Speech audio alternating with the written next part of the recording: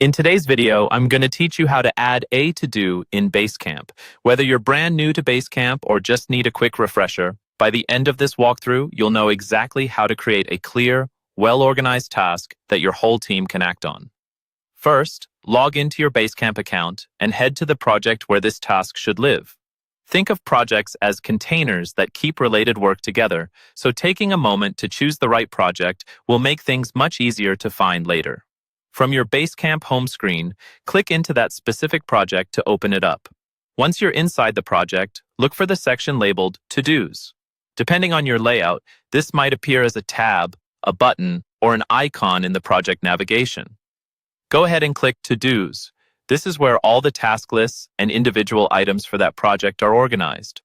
If you don't already have a list for this type of work, you'll want to create one before adding the actual task. Lists help you group related to-dos together, like design tasks, client feedback, or Sprint 12. To create one, click the option that says New List or Add a To-Do List.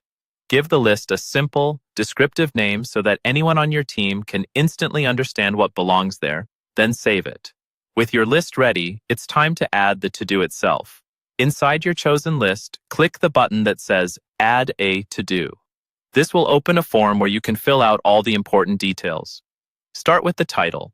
Enter a clear, concise name that describes the work to be done, like draft homepage copy or upload finalized logo. Avoid vague titles such as do this or fix stuff because clear titles make it easier to scan and prioritize. Next, assign the task. In the Assign To field, type the name of the person responsible. Once you select them, Basecamp will send a notification so they know this task is now on their plate. If multiple people are involved, decide who owns the outcome and assign it to that person, while using notes to mention others. Then, set a due date. Pick the date when the task should be completed. This ensures it appears on schedules and triggers reminders as the deadline approaches, helping your team stay on track. If you have extra context, use the Notes area. Here you can add instructions, links, or any background information the assignee needs.